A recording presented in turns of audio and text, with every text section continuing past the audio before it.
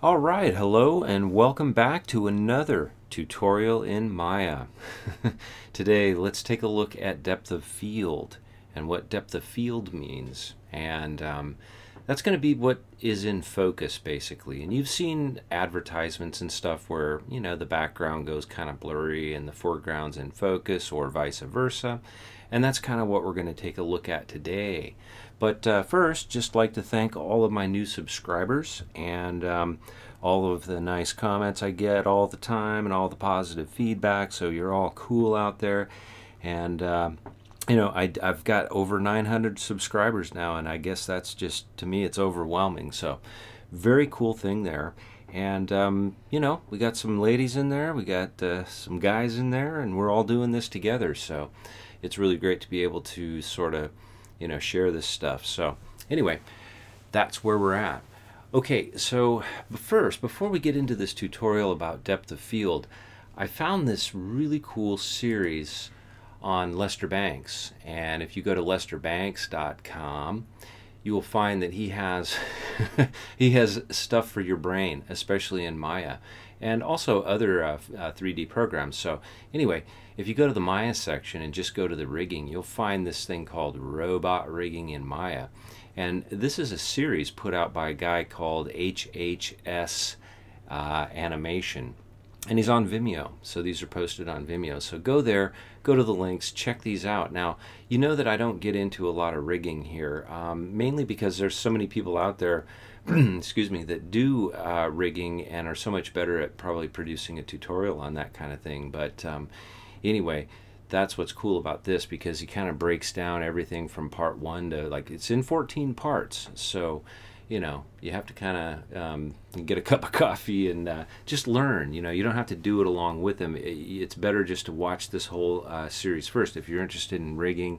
And this is a robot, which is a fairly simple kind of thing, but it takes you through all the process of making a really great rig and controlling it. So anyway, thanks, Lester, for being out there trolling the internet every day and finding us good things for our brain. All right, so here we go. This is the render where I'm at right now. I have the mental ray on, and I've got the physical sun and sky system in here.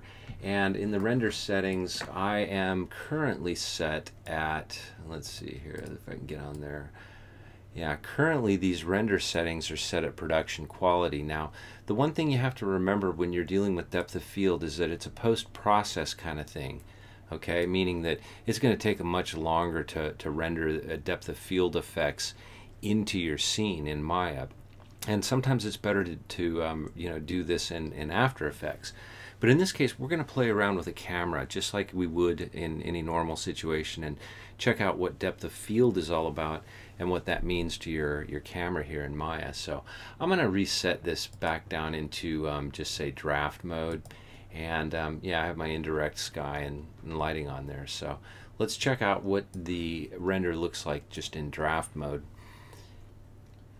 and see where it's, so not too much difference. So we're pretty good to go, and it's a pretty quick render, so we're good to go there. Now, I've created a camera that I've called the depth of field cam, and here it is up here in the tabs. You see depth of field cam. Here's all our attributes, and what we're interested here in is the depth of field. So if you drop that down and make sure your depth of field is checked, now we can start dealing with this scene, you know, with a camera. But this camera only affects depth of field. It just lets us see what's kind of sharp and what's kind of blurry.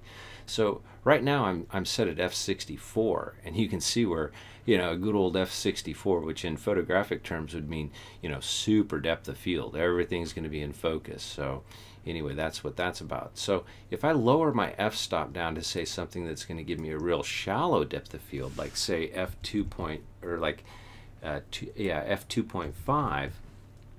All right, we'll just set that up and do a quick render. Now you should see it starts to look blurry.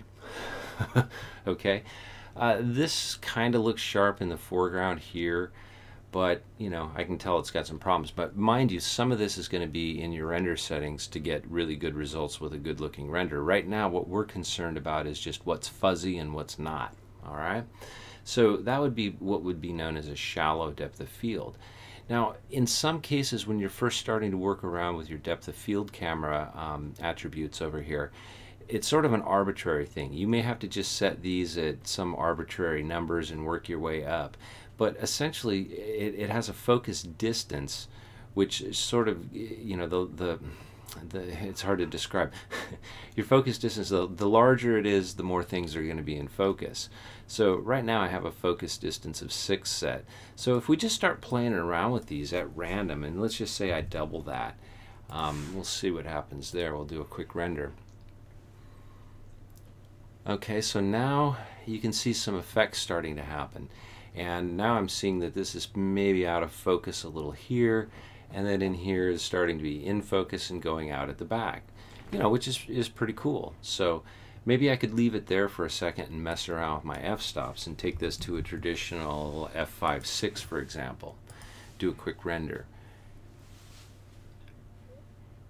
And now I'm getting a little bit more in the front and in the back.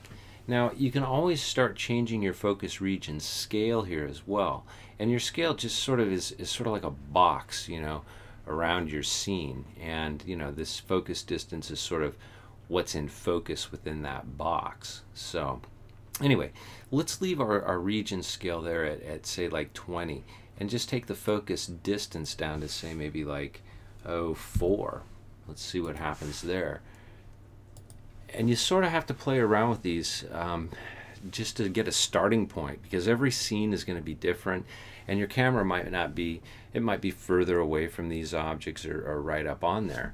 So you can see where taking the focus distance down leaves me with not so much in focus. So let's just bring the focus distance up, and let's just say we do a straight 20, do a 20-20, and we'll take a look at what that looks like.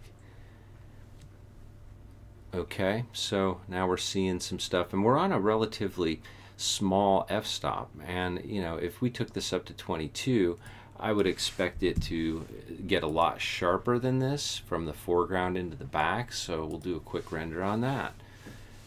Alright, so you're starting to see the picture. It's going to take you a while to sort of dial in on what your region scale is and your focus distance is, but if you just play around with those, you know, you're gonna lock on to something that looks pretty good for what you're up to. And a lot of times this is used for still product shots, or for, you know, rack focusing between a foreground talking dialogue scene where this would be in focus and then it would go out of focus and this would become in focus. Okay, so you know, it's called a rack focus. So anyway, and you can control these with keyframes. So you can control your focus distance by just right-clicking there, you know, setting a keyframe, and say it's 20 at this point. At the end of your animation, well, you may want it to be more like at 15, you know, so you could just do a 15 there, right click, set key. And so that way the camera is going to sort of, you know, change its focal distance as you're going along. So anyway, stuff takes a long time to render out sometimes, and it takes a long time to, you know, do these effects in an animation. So that's the general concept of it. But for right now, let's just let's delete all those keys. We'll go to delete keys. So anyway, that's the f-stop 2 is keyable. So if you set a set key there, you can change your f-stop between, say, you know, 22 or f10. And the beauty of depth of field in Maya is that it doesn't change your exposure like it would in normal photography. Depth of field only affects just depth of field, so it's a total independent control, which is really great. So anyway, that's the concept. Pretty easy tutorial. You know, play around with that a lot, because sometimes you won't need to be doing this until you're ready for a final output and you're making decisions about, you know, doing focusing effects within the scene if it's needed. So anyway, a lot of times you don't think about it, but just go ahead and create 3 different objects and play around with it for yourself and have fun with it. Okay, so there you go. I am off, and I can get this posted for you tomorrow, and I'll be out. I may be out for a week or 2. I'm not sure. I'll try and get to tutorials as I can, but got a lot of things on the plate. So in the meantime, go forth, play with some depth of field, and as always, be a good person, read a book, read many books. You know, just read, read the owner's manual. And there you go. Stop back for the next one. Thanks for watching.